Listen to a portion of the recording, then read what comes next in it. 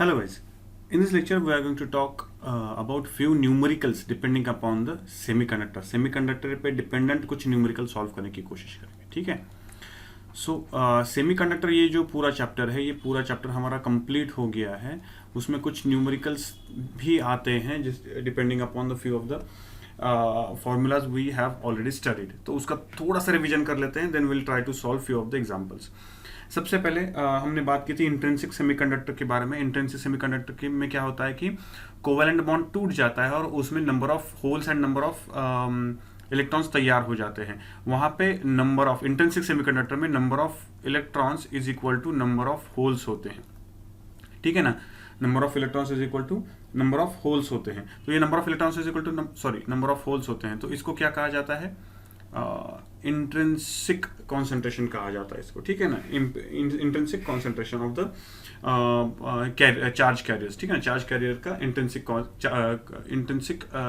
Semiconductor में charge carrier का concentration कहा जाता है। लेकिन जब हम कभी भी ये इंट्रिंसिक के लिए होता है, ठीक है, ये इंट्रिंसिक सेमीकंडक्टर के लिए होता है। लेकिन हम उसमें डोपिंग ऐड करते हैं, हम डोपिंग करते हैं उसकी। अगर हमने उसमें पेंटावैलेंट डोपिंग कर दी सपोज, ठीक है ना। सो पेंटावैलेंट डोपिंग करने के बाद उसमें नंबर ऑफ इलेक्ट्रॉन्स बढ़ जाते हैं, ये हमें पता है, ठीक है ना। नंबर ऑफ इलेक्ट्रॉन्स बढ़ जाते हैं, कितने बढ़ जाते हैं? तो एक्चुअली कोई भी जो आइडियल सेमीकंडक्टर होता है उसमें नंबर ऑफ इलेक्ट्रॉन्स तो होते ही by breaking the covalent bond, वो तो होते ही हैं। लेकिन डोपिंग पेंटावैलेंट इम्प्यूरिटीज ऐड करने के बाद या फिर डोपिंग, ठीक है ना, डोनर इम्प्यूरिटीज, ठीक है ना। पेंटावैलेंट इम्प्यूरिटीज को क्या कहा जाता है? डोनर इम्प्यूरिटीज, क्योंकि वो डोनेट कर सकते हैं। सो डोनर इम्प्यूरिटीज कहा जाता है। सो डोनर इम्प्यूरिटीज ऐड करने के बाद उसमें नंबर ऑफ इलेक्ट्रॉन्स बहुत ज्यादा बढ़ जाते हैं, इतने ज्यादा बढ़ जाते हैं कि they are very much greater than NH, ठीक है। अब ये वाला जो E होता है, Ne जो होता है, इसमें इंट्रिंसिक कॉन्सेंट्रेशन यानी ये वाले भी इलेक्ट्रॉन्स होते हैं एंड डोपिंग की वजह से तैयार हुए इलेक्ट्रॉन्स, यानी दोनों टाइप के इलेक्ट्रॉन्स होते हैं। लेकिन ये जो डोपिंग की वजह से उसमें जो इलेक्ट्रॉन्स तैयार हो चुके हैं, ठीक है ना, जितने नंबर ऑफ पेंटावैलेंट इम्प्यूरिटीज हमने ऐड किए उतने फ्री इलेक्ट्रॉन्स उसमें तैयार हो गए, ठीक है।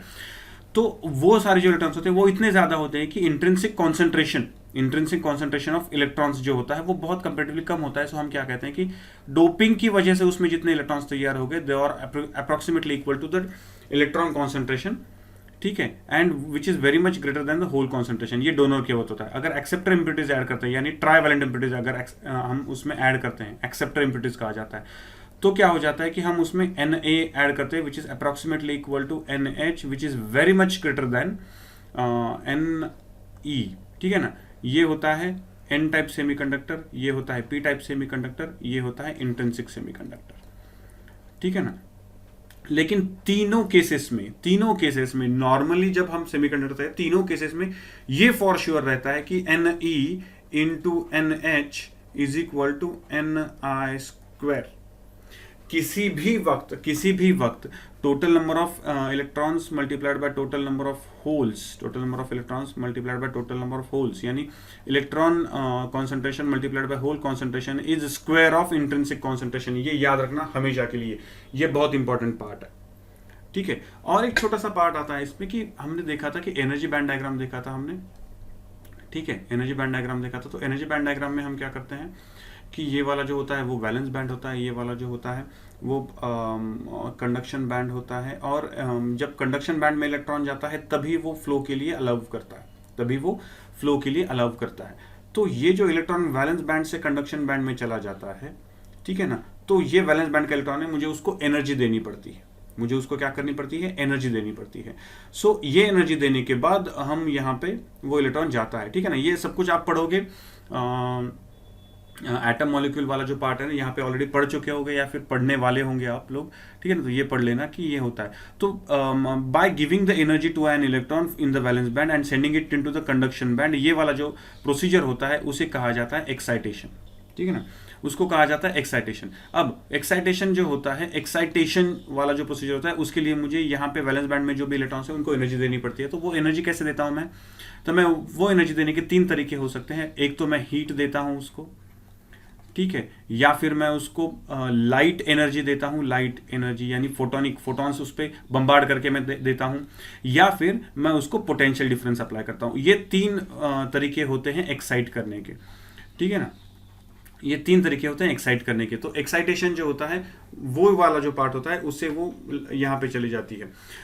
अब अगर मैं उसको लाइट एनर्जी से उसको एक्साइट कर रहा हूं, अगर मैं उसको लाइट एनर्जी से एक्साइट कर रहा हूं, तो मुझे उसको मिनिमम कितनी एनर्जी देनी पड़ती है? Minimum energy required to be given is EG. जितना एनर्जी बैंड गैप है उतनी एनर्जी देनी पड़ती है मुझे।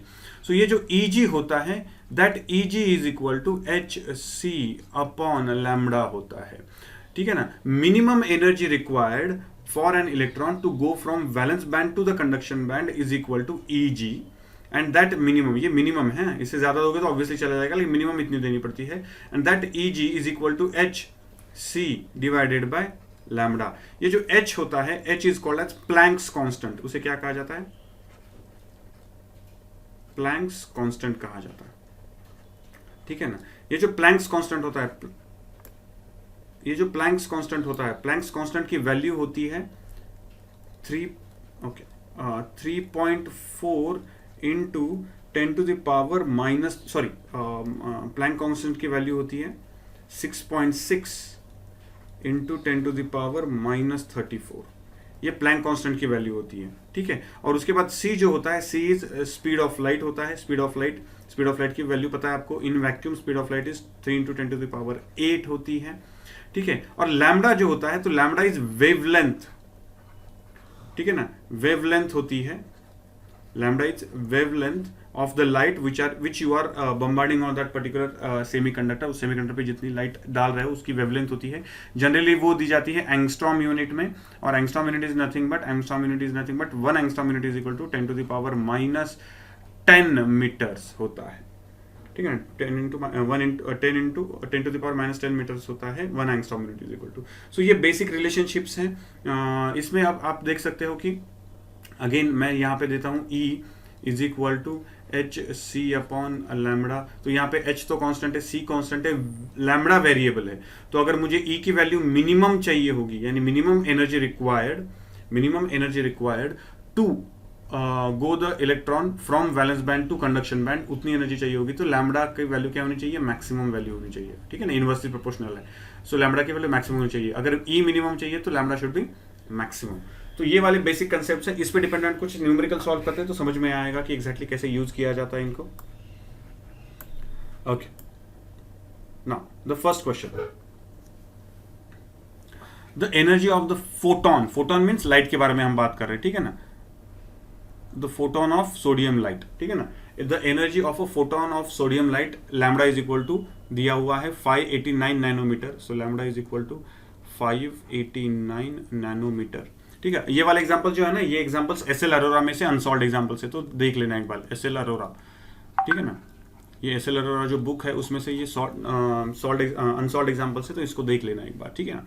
सो lambda is equal to 589 nanometres होता है, ठीक है ना। और ये जो एनर्जी है, ठीक है ना, इक्वल्स टू, ठीक है, the energy of the photon is equals to the band gap of the semiconductor बोला है। Band gap of the semiconductor यानी ये वाली जो फोटोन लाइट है, ठीक है ना, ये जो फोटोन लाइट है मिल रही है, ठीक है ना, ये सोडियम लाइट जो मिल रही है, उस सोडियम लाइट का वेवलेंथ इतना है और उसमें एनर्जी कंटेंट कितना है? जितना बैंड गैप है, यानी रिक्वायर्ड, यानी minimum amount of energy required is equal to the amount of energy content by that sodium light. तो मिनिमम एनर्जी फाइंड आउट करने के लिए बोला है। सिंपल सी बात है, मेरे पास फॉर्मूला है E minimum is equal to H C upon lambda, ठीक है ना। लैम्बडा यहाँ पे दिया हुआ है, H की वैल्यू पता है, C की वैल्यू पता है, लैम्बडा की वैल्यू पता है। So you can find out the value, और आंसर यहाँ पे दिया हुआ है 2.1 इलेक्ट्रॉन वोल्ट आपको आ जाएगा, ठीक है। सो कैलकुलेट द, ठीक है ना, आप कैलकुलेशंस कर लो, कैलकुलेशन में मैं घुसूंगा नहीं। नेक्स्ट,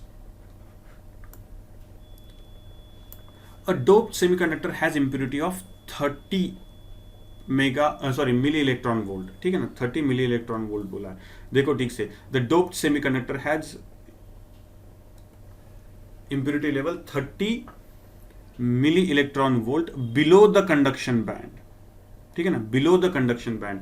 यानी ये एनर्जी है जितनी एनर्जी मेरे इलेक्ट्रॉन्स को मुझे देनी पड़ेगी, ठीक है ना, कंडक्शन बैंड के बिलो इंप्योरिटी लेवल खत्म हो रही है। यानी अब समझ लो यहाँ पे कि यहाँ पे कंडक्शन बैंड है, यहाँ पे वैलेंस बैंड है, ठीक है। अब मुझे पता नहीं है कि इंप्योरिटी यहाँ पे है कि यहाँ पे है, आई डोंट नो, लेकिन ये श्योर पता है कि डोप्ड सेमीकंडक्टर हैज लेवल्स ठीक है ना, levels 30 milli electron volt below the conduction band, यानी कंडक्शन बैंड को रीच होने के लिए मुझे इलेक्ट्रॉन्स को एनर्जी कितनी देनी पड़ती है, 30 मिली इलेक्ट्रॉन वोल्ट, इतनी तो एनर्जी मिनिमम देनी पड़ेगी। मुझे पूछा है कि the material is N type और पी टाइप, ठीक है। सो अब यहां पे देखो, doped electron has 30 milli electron below the conduction band, ऐसे बोला है। Find the maximum wavelength of the light so that the electron of impurity level is just able to jump into the conduction band. यानी अगर electrons को मैं 30 milli electron volt इतनी energy दे देता हूं तो वो कंडक्शन बैंड में चले जाएंगे, ये पहली बात। और दूसरा, मैं अगर 30 milli electron volt continuously energy देता रहूंगा तो amount of electrons, density of the electrons in the conduction band will go on increasing. इसका मतलब कंडक्शन बैंड में नंबर ऑफ इलेक्ट्रॉन्स इंक्रीज हो रहे हैं। तो ऑब्वियसली ये कौन सा टाइप का कंडक्टर है, सेमी कंडक्टर है, एन टाइप सेमी कंडक्टर है। समझ लो ठीक से कि अगर मैं एनर्जी दे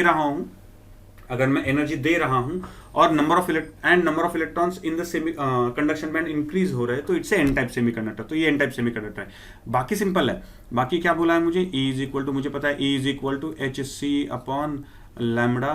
तो मुझे क्या फाइंड आउट करना है, मैक्सिमम वेवलेंथ, यानी मुझे क्या लगेगी, मिनिमम एनर्जी। तो मिनिमम एनर्जी दी हुई है यहाँ पे।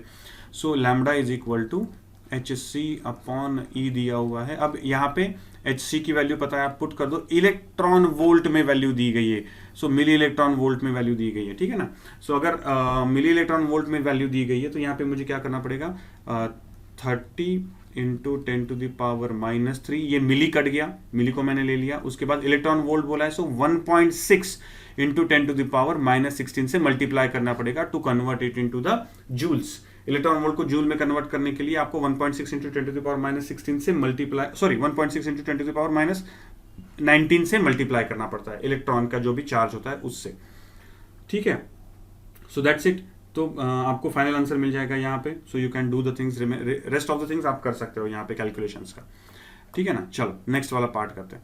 The band gap of alloy semiconductor gallium arsenide phosphide is 1.98 electron volt, ठीक है ना। बैंड गैप दिया हुआ है डायरेक्टली, यानी minimum energy required, band gap यानी मिनिमम एनर्जी रिक्वायर्ड, वो कितनी दी गई है, 1.98 इलेक्ट्रॉन वोल्ट, इतनी दी गई है। Calculate the wavelength of the radiation that is emitted when the electron and holes in the material combine directly यानी इसका मतलब क्या बोला गया है, combine directly यानी आपके यहाँ पे जो भी इलेक्ट्रॉन्स एंड होल्स हैं वो बेसिकली कंबाइन होने की कोशिश करें। What is mean by getting combined, ठीक है। कंबाइन होना यानी क्या होता है, सो जैसे ही मैं सेमीकंडक्टर को एनर्जी देना शुरू कर देता हूँ तो इलेक्ट्रॉन्स एक्साइट होना शुरू कर देते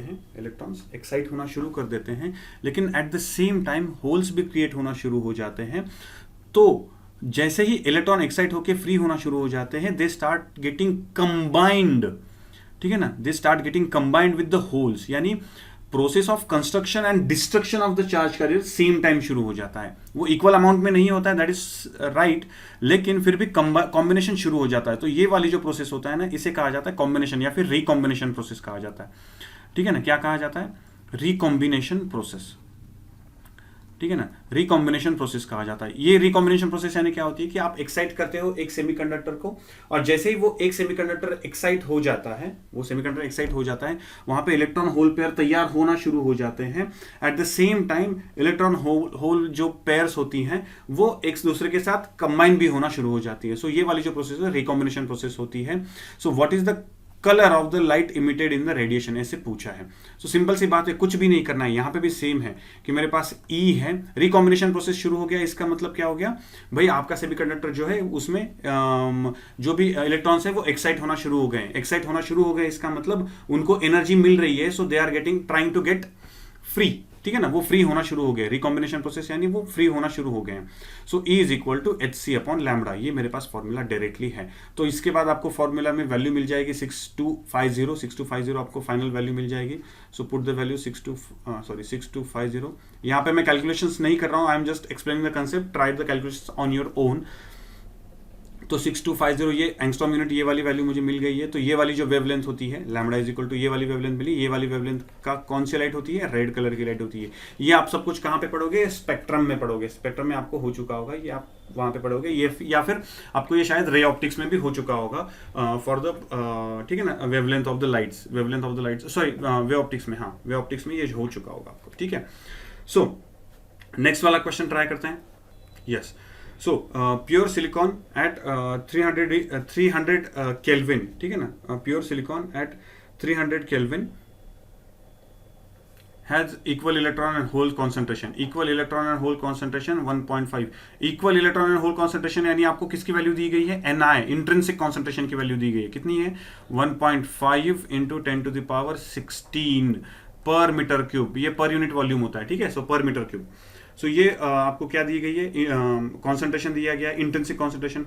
doping by indium increases the hole concentration, ठीक है ना, to hole concentration to 4.5 into 10 to the power 22, यानी NH दिया हुआ है आपको। So NH is equal to 4.5 into 10 to the power 22 per metre cube दिया गया है। आपको क्या पूछा है, न्यू इलेक्ट्रॉन कॉन्सेंट्रेशन पूछा है। तो मैंने जैसे बोला कि Ne into NH is equal to Ni square always, ठीक है ना, Ni स्क्वायर ऑलवेज, ठीक है ना। अब यहाँ पे ये NH दे दिया हुआ है, इसको आप Na भी कह सकते हो। एक्सेप्टर इम्प्योरिटी कितनी ऐड की आपने, तो इतनी ऐड की है, ठीक है ना। सो ये डायरेक्ट इक्वल टू नहीं होता, अप्रोक्सीमेटली इक्वल टू होता है, लेकिन आप ले सकते हैं उसको, ठीक है ना, अप्रोक्सीमेटली इक्वल टू ले सकते हो, क्योंकि compare to the number of holes added, the holes generated in the intrinsic semiconductor are very less. So आप उसको डायरेक्टली कर सकते हो, ठीक है।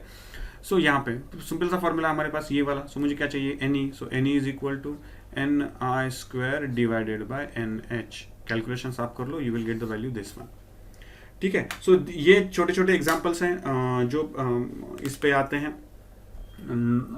सेमीकंडक्टर्स पे आते हैं। और एक छोटा सा पार्ट देखेंगे जहां पे हम सेमीकंडक्टर में ये स्टैटिक प्रॉपर्टी जो है सेमीकंडक्टर की, उसके बारे में बात कर रहे थे। लेकिन अगर जब करंट फ्लो होना शुरू हो जाता है सेमीकंडक्टर में, तब क्या क्या सिचुएशंस होती है और तब मैथमेटिक्स कैसे यूज में आता है, उसके बारे में देखेंगे, ठीक है।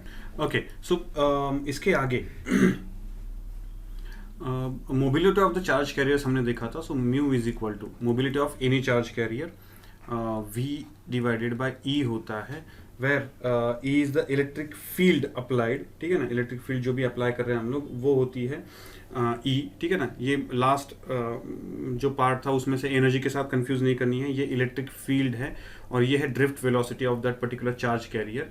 और मुझे पता है, याद रखना, म्यू E यानी mobility of the electrons is greater than mobility of the holes, ये याद रखना, ये होता है because holes are covalent bond to covalent bond होते हैं, लेकिन इलेक्ट्रॉन जो होते हैं वो फ्री होते हैं। So that's why there is a slight change in the mobility, ठीक है ना। Moving ability, mobility means moving ability होता है। उसके बाद करंट का फॉर्मूला, बेसिक फॉर्मूला मुझे पता है, I is equal to NE VD drift velocity, ठीक है ना, ये पता है।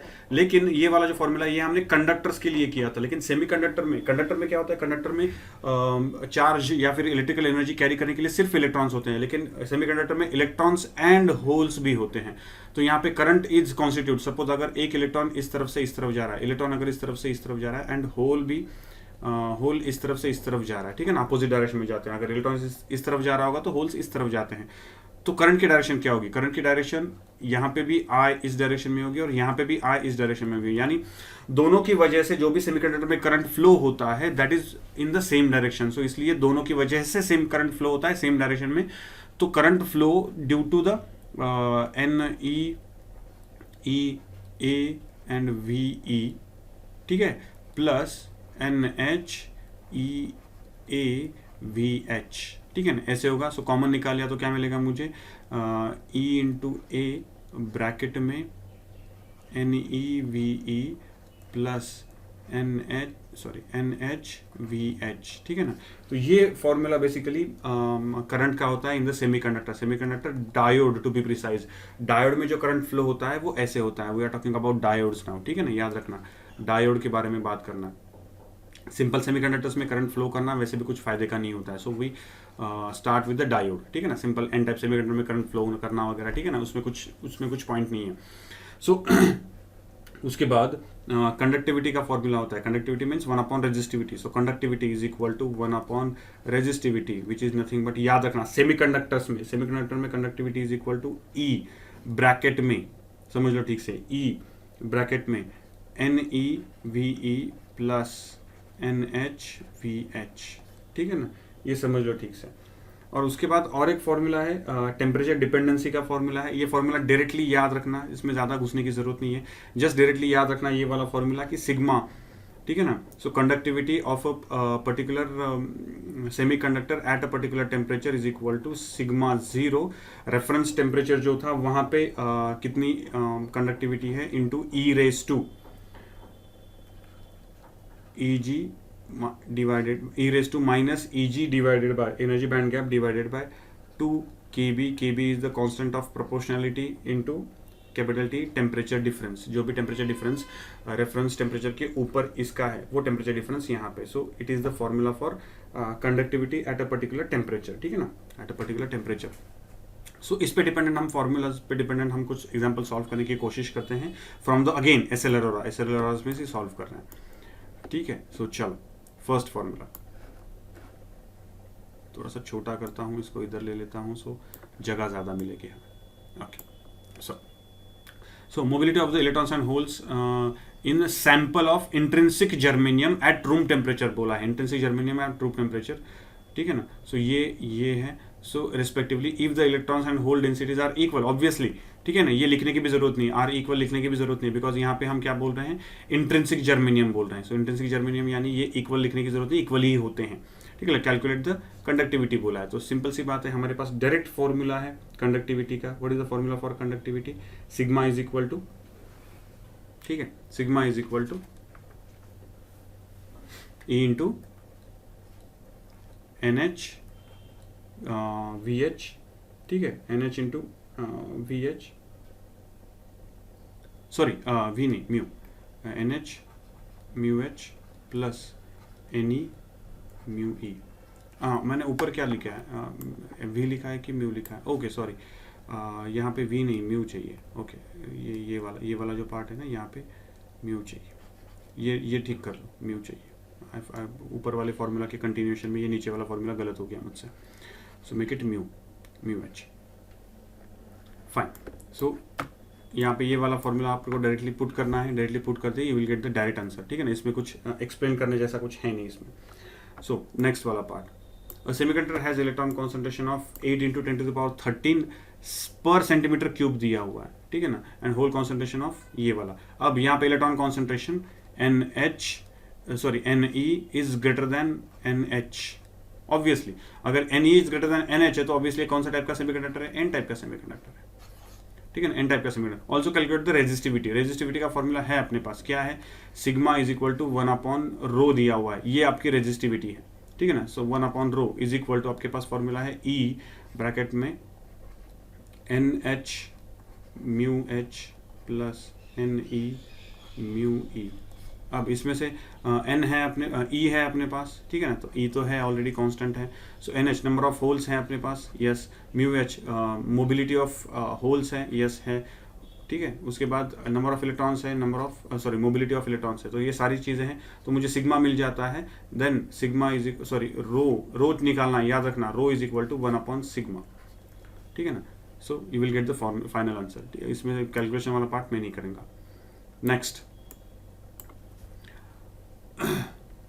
अब यहाँ पे देखो, यहाँ पे a semiconductor has electron concentration of 4 and hole concentration of 7, ठीक है, into, so substance is P type और एन टाइप। अब यहाँ पे देखो 10⁻12 10⁻13 एंड यहाँ पे 4, यानी यहाँ पे क्या है, NH is greater than NE, तो कौन सा टाइप का सेमीकंडक्टर है, पी टाइप का सेमीकंडक्टर है। Is the substance N type और पी टाइप, तो ये तो हो गया। ऑल्सो कैलकुलेट द कंडक्टिविटी बोला है, तो कंडक्टिविटी के लिए फॉर्मूला है अपने पास, कंडक्टिविटी के लिए formula sigma is equal to again E into वो वाला ऊपर वाला ही फॉर्मूला, तो इसमें कुछ वैसे ज़्यादा डिटेल में बोलने की ज़रूरत नहीं है। नेक्स्ट, फोर्थ वाला क्वेश्चन क्या है, डिटरमाइन द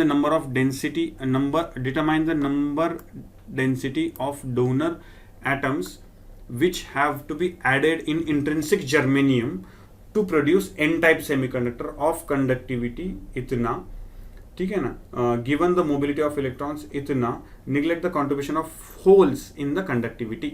सिंपल है, हमारे पास sigma is equal to E bracket में N H mu H plus N E mu E है, ठीक है। उन्होंने बोला है neglect the contribution of holes in the conductivity, तो यानी ये N H mu H cut कर दो, उसका जरूरत ही नहीं है, तो क्या रह जाता है ई एन ई म्यू ई, ये फॉर्मूला रह जाता है अपने पास। सिग्मा इज इक्वल टू, हमें क्या फाइंड आउट करना है, determine the number density, number density यानी एन ई फाइंड आउट करना है हम लोगों को। सो मेरे पास ई है, मेरे पास मोबिलिटी है, मेरे पास सिग्मा है, I can find out N E, ठीक है। So that's simple. Next fifth वाला, germanium is doped with 1 part, ठीक है ना, ये ठीक से समझ लो, ठीक है ना। Germanium is doped with 1 part पर million with indium at room temperature, 1 part per million in the room temperature, ठीक है। Calculate the conductivity of doped germanium, calculate the conductivity of doped germanium, 1 part per million बोला है, so 1 part per million बोला है, so 1 part per million calculate the conductivity of the doped germanium, ठीक है। तो इसको कैसे सॉल्व किया जाता है, what is mean by 1 part per million, 1 part per million, total germanium atoms कितने दिए हैं, 4.4 इंटू 10 टू द पावर 28, उसमें से 1 पार्ट पर मिलियन बोला है, यानी सबसे पहली बात इंडियम है, इंडियम है तो ट्राइवेलेंट है, तो इसका मतलब हम क्या फाइंड आउट कर रहे हैं, एनपी फाइंड आउट करने की कोशिश कर रहे हैं, ठीक है ना। बिकॉज यहाँ पे इंडियम डोप करने के बाद मुझे क्या मिलने वाला है, होल्स, नंबर ऑफ होल्स मिलने हैं, सो ये it's acceptor impurity, indium is acceptor impurity, तो एक्सेप्टर इम्प्यूरिटी कर रहे हैं, तो टोटल एटम्स कितने हैं, 4.4 into 10 to the power 28 atoms हैं, और पर मिलियन में कितने, ठीक है ना, पर मिलियन में एक एटम ऐड कर रहा हूँ, यानी 10 टू द पावर 6 अगर मैं करता हूँ, million means 10 to the power 6, तो क्या मिल जाता है मुझे, 4.4 इंटू 10 टू द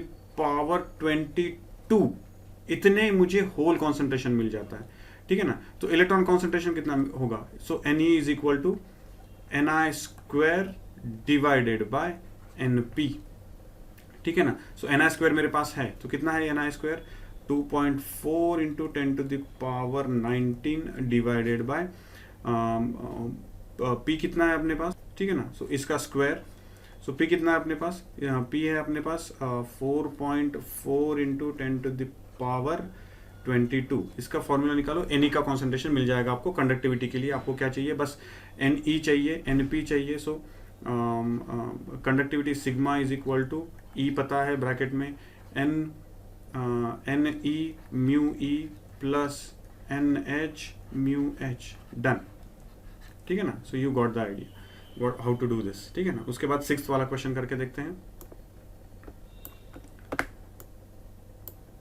ये सारे जो क्वेश्चंस बता रहा हूँ उसमें से मैं कैलकुलेशंस नहीं कर रहा हूँ, कैलकुलेशंस आप खुद करो, प्रॉपरली करो and find out the answers. It is very much important to solve it till the end तक सॉल्व करो, बस समझ गया यहाँ तक मत रुको, solve it till the end तक खत्म करके उसको बाजू में हटना है आपको, ठीक है। सो यहाँ पे 6th question, determine the conductivity and resistivity of the pure germanium at 300 degree kelvin, ठीक है। 300 डिग्री केल्विन पे मुझे फाइंड आउट करना है। Assuming that at this temperature the concentration of germanium is 2.5 into 10 to the power 13, electron and hole mobilities are this much and this much।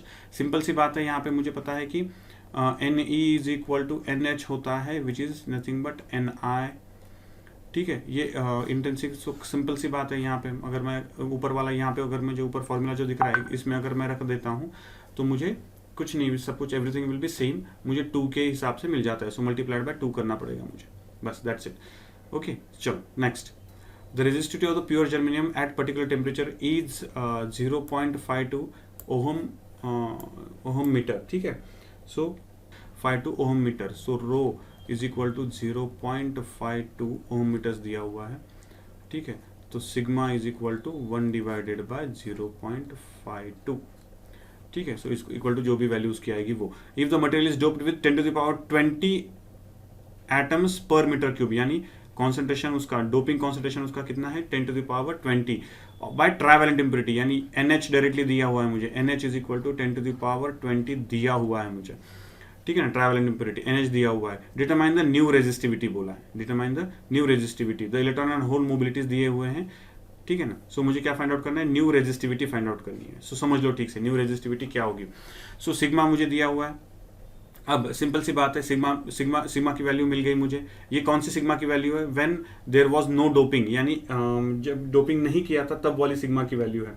सो अगर उस वाली sigma की वैल्यू के बारे में हम बात कर रहे हैं तो मुझे डायरेक्टली फॉर्मूला मुझे समझ में आ जाता है कि एक second, I just make a space over here. ठीक है, सो मेरे पास फॉर्मूला है N I sigma is equal to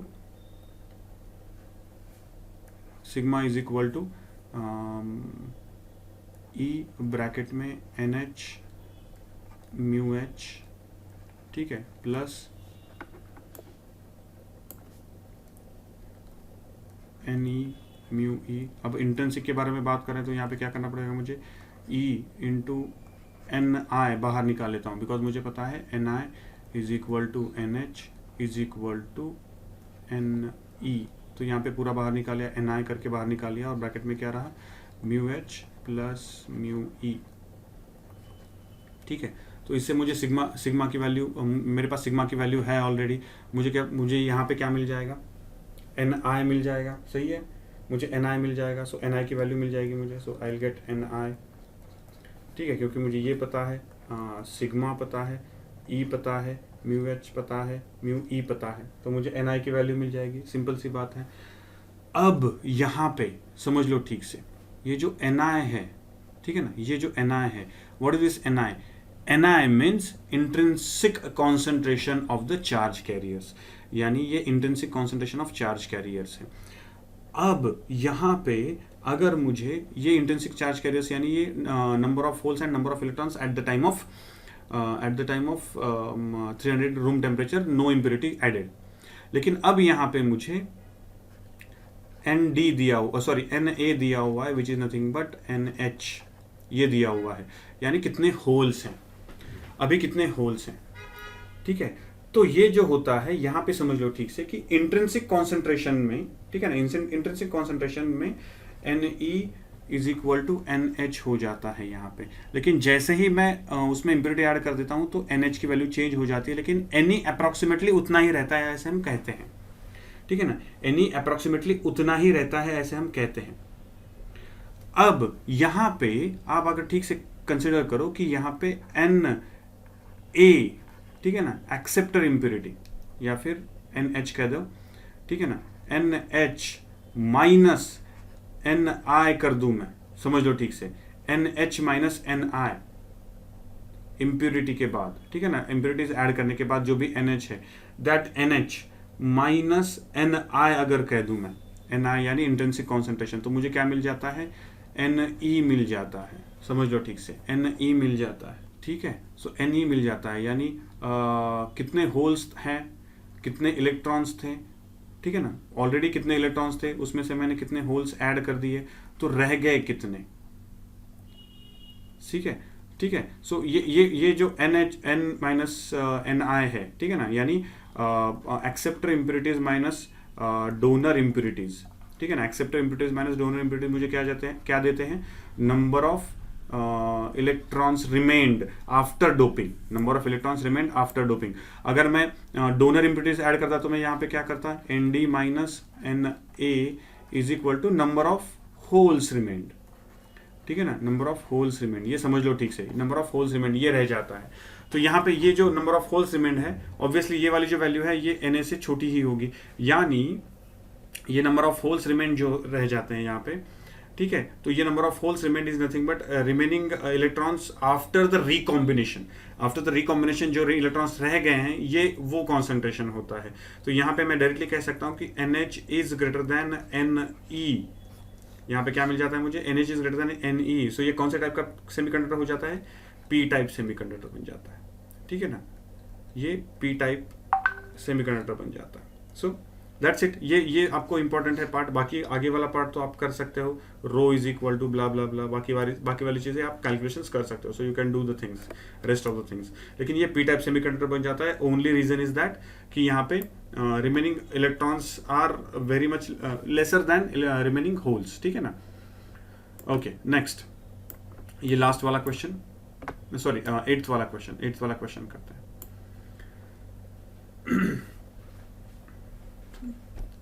The sample germanium doped at an extent of 10 to the power 14 donor atoms per centimeter cube, 10 to the 7 into 10 to the power 13 acceptor atoms per centimeter cube.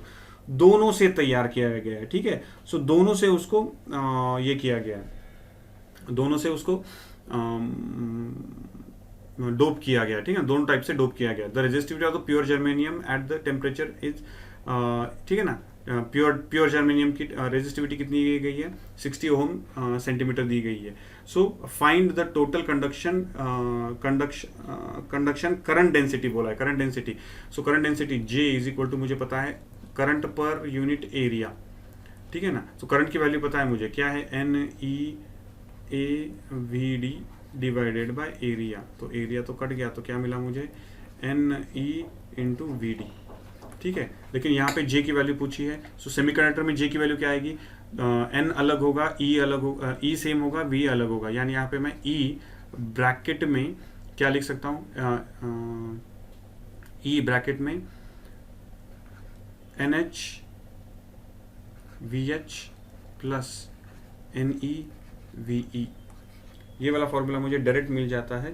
So I can solve this, ठीक है ना. तो ये मुझे एकदम directly मिल जाता है, यहाँ से मैं सॉल्व कर सकता हूँ, ठीक है. सो ये फॉर्मूला मुझे मिल जाएगा. और एक फॉर्मूला से हम सॉल्व कर सकते हैं इसको, that formula is J is equal to sigma into E. ये वाला फॉर्मूला हमने वीडियो में प्रूव किया था. तो यहाँ पे सिग्मा की वैल्यू पता है, E से मल्टीप्लाई कर दो, खत्म, ठीक है ना. So these are going to be the final values, ठीक है ना. ये वाली फाइनल वैल्यूज आपको मिलेगी, J यहाँ पे आप फाइंड आउट कर सकते हो.